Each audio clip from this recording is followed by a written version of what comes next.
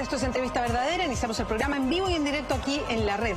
El próximo 20 de enero debe asumir Donald Trump como el presidente ya en ejercicio de Estados Unidos, pero se cumplen en estas semanas una serie de protocolos de lo que significa ese cambio de mando o llegar a la presidencia, como la despedida oficial que hizo Barack Obama en un discurso como presidente saliente y después la primera conferencia de prensa, y que fue polémica, que dio Donald Trump. Vamos a conversar sobre qué se puede esperar o qué se proyecta de Donald Trump como presidente de Estados Unidos. Nos acompaña el historiador, analista Max Quitral. ¿Cómo estás, Max? Muchas gracias por estar acá. Gracias, Beatriz, por la invitación.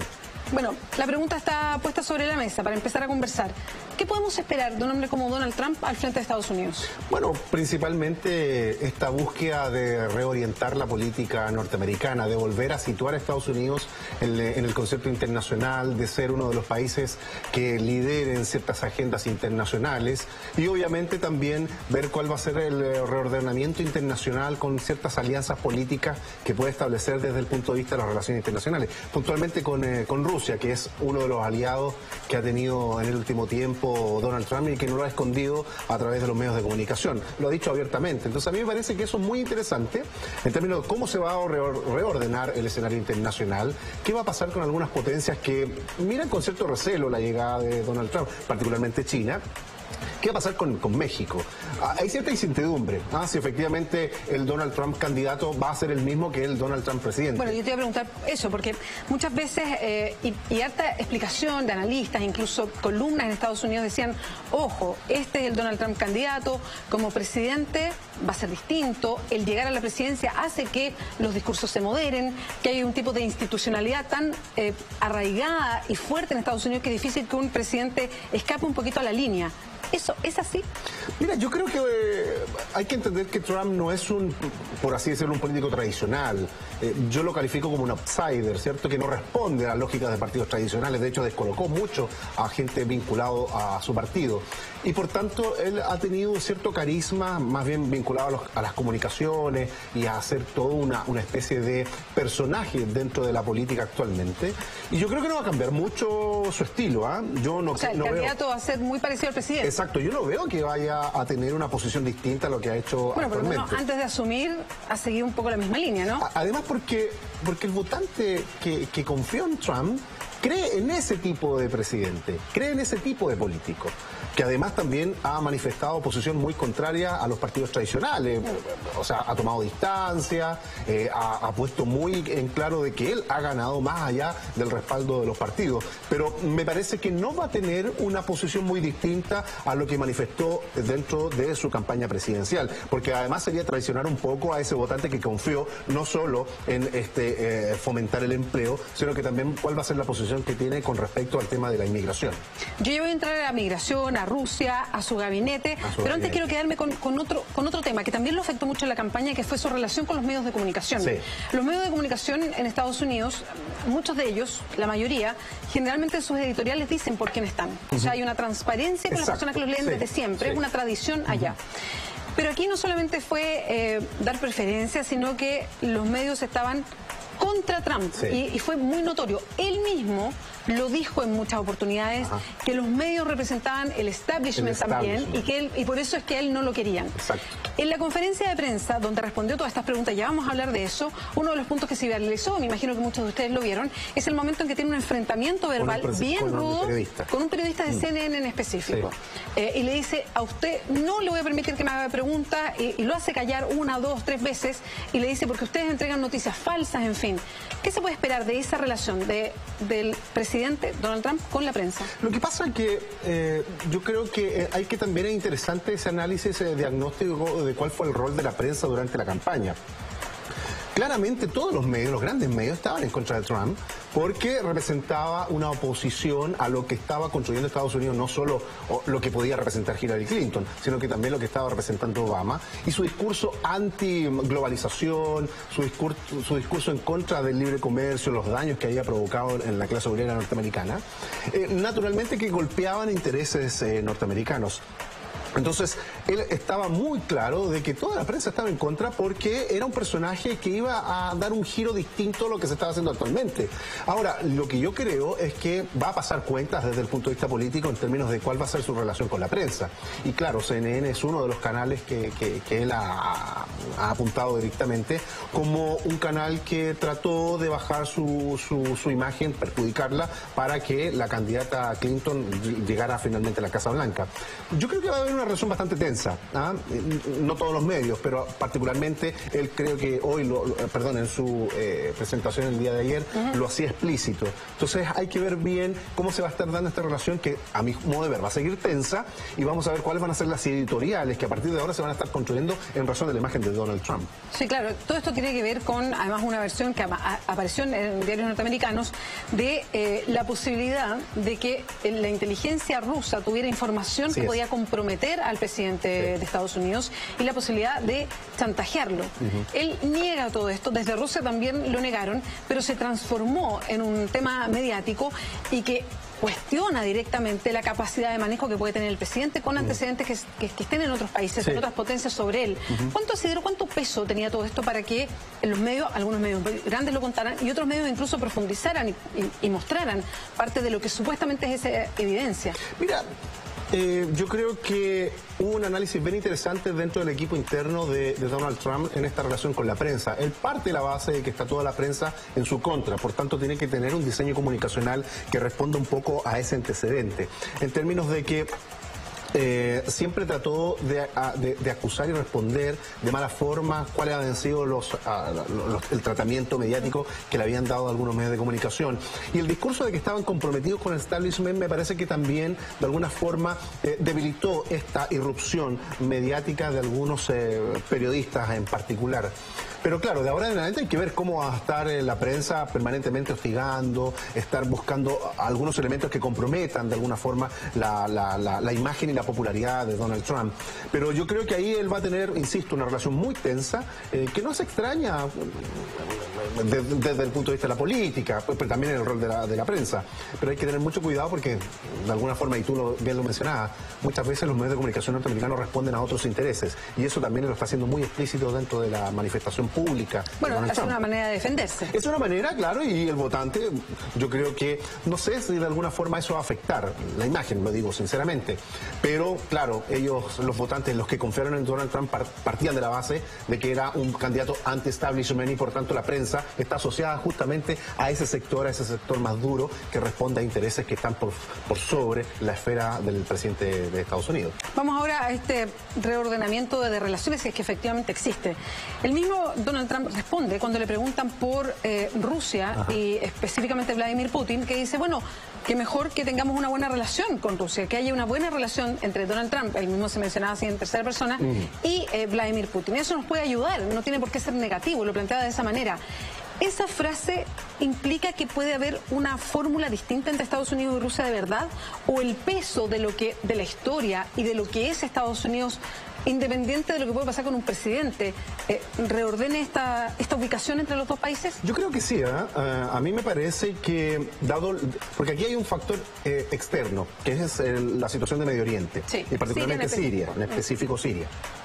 Entonces, claro, Donald Trump hace el análisis desde las relaciones internacionales de que Estados Unidos tiene una responsabilidad superlativa con lo que ha ocurrido en Siria en el último tiempo. De hecho, él manifestó públicamente que no iba a cambiar mucho la situación de Siria si es que Hillary Clinton llegaba al poder. Lo que ha hecho público también y ha manifestado en distintos espacios es que una relación más estrecha con Rusia no solo puede provocar un equilibrio internacional, sino que también una alianza entre ambos países puede significar de alguna forma exterminar a ISIS, a este movimiento islámico, que tiene ciertos intereses también en Siria. Entonces, claro, esta ofensiva contra este movimiento que ha desestabilizado también Medio Oriente y particularmente Siria, que fue empujado, alentado por Hillary Clinton, recordemos eso, esta alianza es el camino que tiene para bajar un poco la intensidad del conflicto en estos momentos.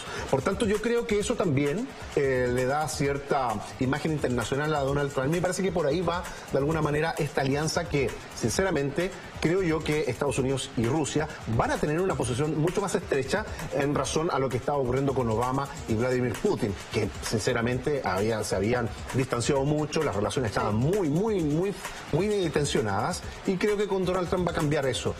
Además, porque dentro de su gabinete, como tú lo mencionabas también, hay personeros que tienen vínculos con Rusia. Sí, directamente. Se ha conocido y mirado todo el currículum. Entonces, en política internacional, esos gestos también son importantes, porque más allá del nombramiento, más allá de la actividad política, si dentro de los personeros hay alguno que tenga vínculos con uno de los países que estamos mencionando, naturalmente que eso puede bajar un poco la intensidad y conducir un camino o reorientar la política que busque más bien espacios de acuerdo más que de beligerancia. Pues vamos al gabinete. Donald Trump. Había harta expectativa para ver efectivamente si mucho de lo que decía como candidato se reflejaba en las personas que elegía para que lo acompañaran en la administración del gobierno de Estados Unidos. ¿Qué opinión te merecen los nombres? Porque ha habido varias cosas. Destacar quiénes son empresarios o magnates, las relaciones que tienen cada uno de ellos. Se nombra uno que es muy cercano a Vladimir Putin. También mirando la diversidad que podía tener este gabinete. Y también mirando cómo ellos se desarrollaban en temas que están abiertos hoy día para el mundo. La aceptación de la migración, la globalización, atendiendo a si tenía que ver con el discurso de Donald Trump o no. ¿Cómo es esta conformación de gabinete? A ver, en términos generales, yo creo que el gabinete responde a la identidad que le quiere dar de gobierno a Estados Unidos Donald Trump. O sea, ¿está en línea con lo que él ha declarado que quiere hacer? Está en línea. De hecho, no todos sabían que dentro también del círculo íntimo de Donald Trump hay un afroamericano como Carson, que va a estar liderando vivienda. Entonces, claro, uno se queda un poco con la imagen construida de los medios liberales y tradicionales norteamericanos que estaban en esta destrucción de imagen. Pero, claro, el nombramiento de Carson, que también tuvo ciertas tensiones en pre-campaña con Donald Trump, finalmente se une y termina formando parte del círculo más interno. Pero, claro, hay empresarios, hay gente con mucho dinero, hay conservadores, hay miembros del ejército. Perdón, y si hacemos una comparativa, es muy distinto el gabinete que podemos entender de Donald Trump, entendiendo de base la diferencia, ya vamos a entrar a eso, con lo que fue un gobierno de Barack Obama, o lo que podría haber sido un gobierno de Hillary Clinton. Sí, yo creo que son personas que si bien no están tan conectados con el mundo político, están conectados con las ideas de Donald Trump. Ya. De hecho, veíamos imágenes que habían personeros de su gabinete que estaban siendo cuestionados cuando estaban presentando sus créditos frente al Senado. Pero claro, es un poco rodeado de esta polémica que no ha desaparecido desde que Donald Trump gana la presidencia. Pero claro, no ha cambiado de alguna forma el estilo que construyó durante su campaña presidencial.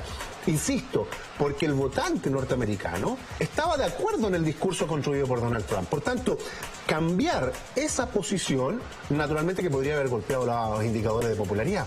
Solo como dato anexo, en los anteriores estudios en Estados Unidos sobre la democracia, mucha gente estaba dispuesta a tener un gobernante autoritario. Por tanto, cuando llega Donald Trump no es muy distinto a lo que estaba pasando en Estados Unidos, con la diferencia de que no se hace ese análisis tan profundo como lo que estamos discutiendo ahora. Max, vamos a hacer un alto, vamos a ir a un corte comercial aquí en Entrevista Verdadera, pero quiero invitarlos antes a ver, estamos haciendo una encuesta a propósito de Donald Trump. Mirémosla. Para que ustedes opinen a través del hashtag o a través de @entrevistalarred o hashtag #opinoeb. Si Donald Trump hubiera sido candidato presidencial en Chile, ¿habrías votado por él? Ya llegan 51 votos, sí o no son las alternativas, vamos a revisar al final del programa. Hacemos una pausa aquí en Entrevista Verdadera y ya volvemos.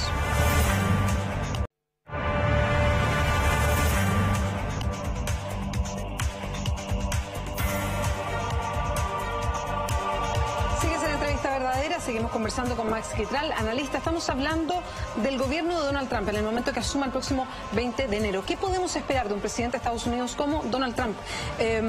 Max Quitral, quería hacer la diferencia porque dentro de este protocolo que decíamos, o lo que es usual en las semanas antes de que asuma un presidente, está el momento de despedida del anterior. Barack Obama, esta misma semana, un día antes que Donald Trump hiciera su conferencia de prensa, donde se mostró como, por lo menos como presidente electo, tal como era como candidato, un día antes se había despedido Barack Obama, haciendo un discurso, no sé si puede haber dos personas más distintas. Barack Obama manejando muy bien lo que sabe hacer muy bien, que es comunicar. Y los tiempos. Los discursos, los tiempos, la forma, un discurso muy redondo, hablando no solamente de lo que significó el tiempo de gobierno, lo que hizo, sino también apuntando a temas políticos que están hoy día en discusión en el mundo por los politólogos respecto a cuánto nos tenemos que movilizar nosotros los ciudadanos si queremos cambios de las democracias y el tipo de democracia, en fin, un discurso muy redondo.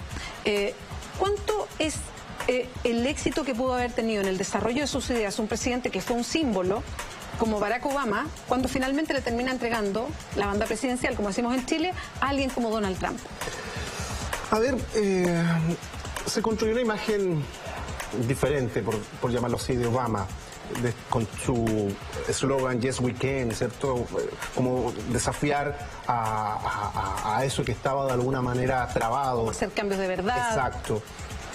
Pero yo creo que en el análisis global, sinceramente, yo creo que el gobierno de Obama, su mandato finalmente no queda en buen pie con la situación de Siria, la situación de los inmigrantes, la violación de los derechos humanos y de los derechos civiles de los afroamericanos en Estados Unidos. Con un presidente, además. Un presidente de color. Afroamericano, claro. Entonces, claro, muchas veces nosotros nos quedamos con esta imagen comunicacional, lo que se construye a través de los medios de comunicación. Pero si nos vamos a las cifras, nos damos cuenta de que, perdóname, probablemente las diferencias entre Obama y Donald Trump no son tan enormes. En el sentido de la política exterior, de su forma de operar en Medio Oriente. Y en la interna particularmente, porque ¿qué se cuestionó de Trump, por ejemplo? El tema de la inmigración, que tenía un discurso muy agresivo, no muy distinto a lo que ocurre en Francia, no muy distinto a lo que está ocurriendo en Inglaterra, también hay que ponerlo en ese contexto, pero con con Barack Obama hubo deportaciones altísimas. Por tanto, la diferencia no es tan en esa materia, lo que pasa es que no se hace tan público, pero cuando tú vas revisando datos públicos que hace Estados Unidos, te das cuenta que parece que este discurso más bien humano de Obama no era tal con las cifras que estábamos revisando. Entonces hay temas muy inconclusos y que Obama en este sentido en política exterior, por ejemplo, más allá de bajar la intensidad de la tensión del conflicto de Siria, yo creo que lo aumentó. ¿Y qué decir con Rusia? Entonces, yo creo que no es tanta la diferencia. Desde el punto de vista de la oratoria estoy absolutamente de acuerdo. Obama tiene un manejo comunicacional extraordinario, pero de las acciones yo creo que no va a haber mucha diferencia con lo que vaya a hacer Trump con lo que vaya a hacer o con lo que hizo Obama. Sin embargo, en política exterior me parece que ahí va a estar la diferencia sustantiva y que va a marcar una tremenda diferencia. De hecho, en el cierre de la presentación de Trump dice vamos a estar 8 años. Por tanto, la proyección es más de lo que uno pueda pensar. Tú mencionabas el contexto en que se elige a alguien como Donald Trump. De hecho, los mismos análisis, lo conversamos aquí mismo en el programa varias veces. ¿Cuál era el antecedente mundial, a lo mejor, de lo que pasa con los distintos partidos mucho más conservadores o de derecha en Europa y cómo han ido avanzando a propósito del tema de la migración? O lo que pasó con el Brexit en Estados Unidos, lo que pasó en Colombia con la paz. O sea, se fueron haciendo una serie de lecturas que apuntaban, de repente no tienen mucho que ver, pero había un contexto global que hacía que los países pudieran estar un poquito más reaccionarios a diferencias, a la globalización, a la entrada de migrantes, en fin. Y de ahí es que se miraba, bueno, ¿qué iba a pasar en esta elección entre Donald Trump y Hillary Clinton? Y finalmente gana Trump. Esto abre la puerta, puede facilitar lo que pase en Europa de ahora en adelante, que tiene elecciones y que donde han ido creciendo los partidos de derecha con el discurso, casi todo lo mismo, de ponerle un alto a la migración. Bueno, en Chile no está muy alejado esa idea. Bueno, se instaló, de hecho, efectivamente. Se está instalando. Yo creo que el discurso de Trump puede entrar en la lógica de la internacionalización, es decir, que otros candidatos, otros aspirantes al gobierno, vean que el discurso de Trump no es tan alejado de la propia realidad.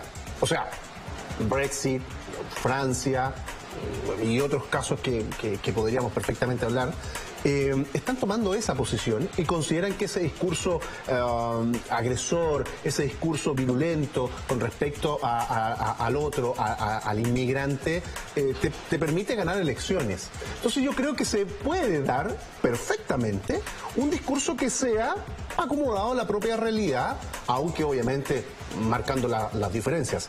Pero me parece que se puede internacionalizar el discurso de Trump, es decir, que sea recogido por aquellos porque si gana caudillos. Estados Unidos, Unidos podemos ocupar algo muy similar para el discurso en nuestro propio país. Porque además el tema de la inmigración es un tema que se está globalizando desde el punto de vista de las ideas.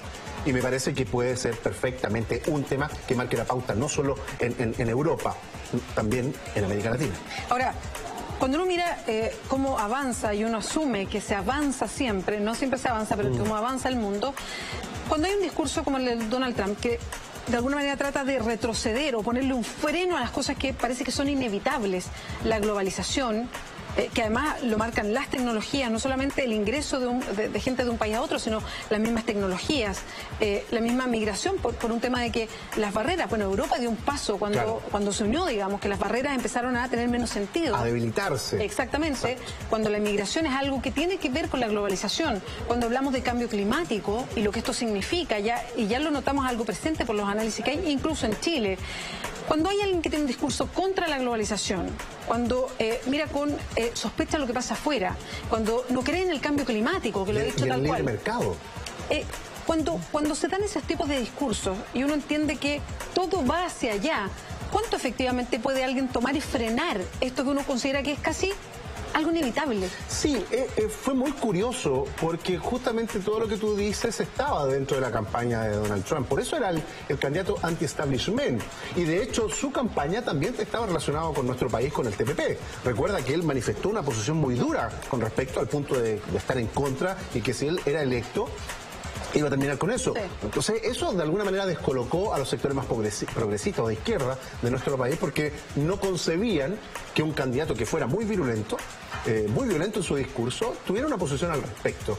Pero yo creo que eso también responde un poco al análisis que hizo Trump de la propia realidad interna. Los sectores obreros norteamericanos del norte de Estados Unidos han sido muy golpeados por la globalización y particularmente con la liberalización de las fronteras. Entonces, la construcción de un discurso que te señala que parece que la globalización no era tan buena, parece que la liberación de nuestros mercados tampoco es tan buena, hay que tener cierto sentido. Menos apertura de mercado y más proteccionismo es muy contrario a todo lo que se estaba discutiendo. Obviamente la tecnocracia y aquellos que defienden el sistema libre de mercado estaban muy preocupados con el mensaje de Trump, pero parece que vamos a una política muy distinta ahora. Aquello que se presentó como el gran fenómeno de la globalización, que era la panacea, parece que no lo era tal.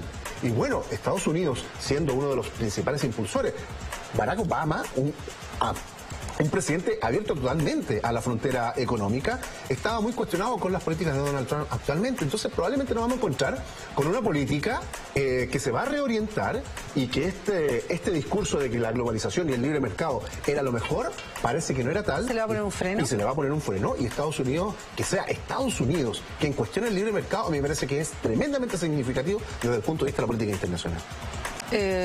Max, siguiendo con la política internacional, si uno mira el discurso de Donald Trump hacia América Latina, y ahí inmediatamente uno se ubica, ¿qué pasa con Chile?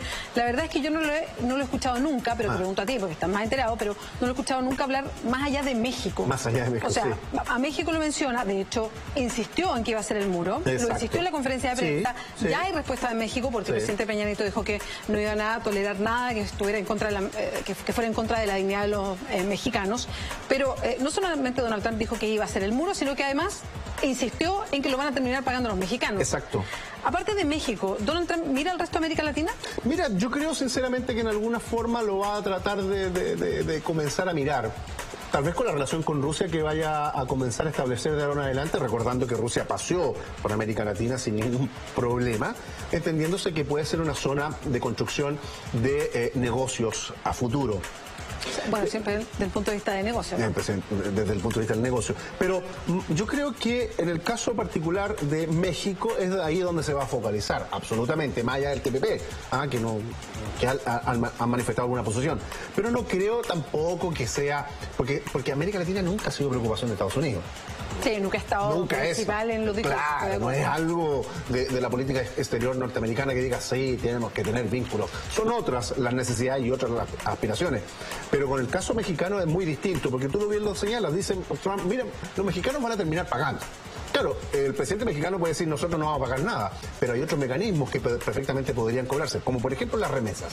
O sea, las remesas de mexicanos en Estados Unidos que envían permanentemente, puede ser una manera que terminen pagando el muro que pretende extender Donald Trump. ¿Cómo? Aumentando los impuestos. Entonces hay distintas fórmulas. Entonces la relación México-Estados Unidos hay que estar atentos porque me parece que esa es la más significativa dentro de lo que pueda ocurrir en la región. O sea, que cambie, que sea mucho más tirante. Yo creo que sí, porque además tiene que comprometerse con lo que hizo durante la campaña. Ahora, si miramos bien, no en detalle, digamos, bien en la cáscara, se anota Trump algunos recursos comunicacionales bien increíbles. Cuando él dice en su campaña que él va a potenciar la creación de empleos, lo sigue diciendo, sí, lo dijo en la conferencia de prensa, sí, le apuesta una cantidad enorme de empleos, en fin. Más que Dios parece que fue la frase, ¿no? Algo así. No la recuerdo, pero que iba a estar centrado en eso. Sí. Una de las cosas que dice es que va a evitar que las grandes compañías lleven sus modelos de fabricación a otros lados. México era uno de ellos, a propósito de las barreras que tenían, que habían bajado después de los tratados o los acuerdos de libre comercio. NAFTA particularmente. Exactamente, y que les favorecía mucho a los norteamericanos construir ahí. Y él insistía en eso, que iba a llamar, por ejemplo, a todas estas grandes empresas automotrices que estaban haciendo líneas afuera, en México particularmente, a que las volvieran a hacer en Estados Unidos y que todas estas ciudades deprimidas porque quedaron sin industria, exacto, volvieran a surgir, en fin, y tenía esa mirada. Y anuncia un gigante como es la Ford, que dice... Sí. ¿Sabe qué? Nosotros íbamos a abrir esta planta en México, pero no lo vamos a hacer, vamos a reinvertir en las plantas que tenemos en Estados Unidos. Y aparece un Twitter de Trump diciendo, bueno, esto era parte de mis políticas. Entonces se anota como un punto ganador en ese sentido. ¿Va a pasar? Entonces lo que él dice, efectivamente, podrá crear más empleo en el sentido de que ciertas empresas, o fue solamente una casualidad, que ciertas empresas digan, ya, no lo hacemos afuera, lo hacemos acá adentro. Lo que pasa es que Trump es un empresario exitoso. O sea, yo creo que eventualmente podría tener mayor manejo económico que lo que lo tuvo Obama. Obama era un buen político, pero andaba muy bien desde el punto de vista económico, a diferencia de Trump, que no es muy buen político, pero sí tiene manejo económico. Entonces, yo no creo que haya problemas en la generación de empleo. De hecho, lo que tú mencionas, Twitter, y que Ford definitivamente no toma la decisión final. Comunicacionalmente fue un... Y dice, vamos, sigamos con esta, y nos comprometemos con lo que tú estás planteando. Entonces, yo creo que va a ser una respuesta y una reacción en cadena con otras empresas que también, a las cuales les va a entregar ciertos incentivos para que no se vayan de Estados Unidos y fomenten y aumenten la empleabilidad. Él tiene manejo económico, él sabe cómo hacer negocios y por tanto puede generar mayor confianza en aquellos empresarios que veían con cierto recelo su figura, pero a partir de ahora yo creo que él va a comenzar a desarrollar políticas que fomenten el empleo, porque está obligado a hacerlo. ¿Por qué? Porque Estados Unidos tiene que repotenciarse, tiene que estar en la primera arena política y la economía es un pilar fundamental para que Estados Unidos nuevamente sea el gran motor del mundo. Que es lo que él promete, digamos. Y él que promete. Entonces, si le va bien en la economía, naturalmente que le va bien en la política. O sea, hay una relación estrecha. O sea, si a la gente le está yendo bien, está generando empleo, la gente está consiguiendo el empleo, naturalmente que esos indicadores de popularidad se van a disparar. Max, para finalizar, mostremos la encuesta. ¿En qué quedó? Estábamos preguntando a través del hashtag Opino9, si Donald Trump hubiera sido candidato presidencial en Chile, ¿habrías votado por él? Llegaron 138 votos, sí o no eran las alternativas. Un 23% dijo sí, habría votado por Donald Trump. Un 77% dice no habría votado por Donald Trump. Yo también me quedo en el 77%. Max Gitral, muchas gracias por acompañarnos hoy día. Gracias a ti. Que te vaya bien. Y nosotros despedimos el programa y nos vamos de inmediato a enlazar con Ignacio Franzani porque viene Mentiras Verdaderas. Buenas noches.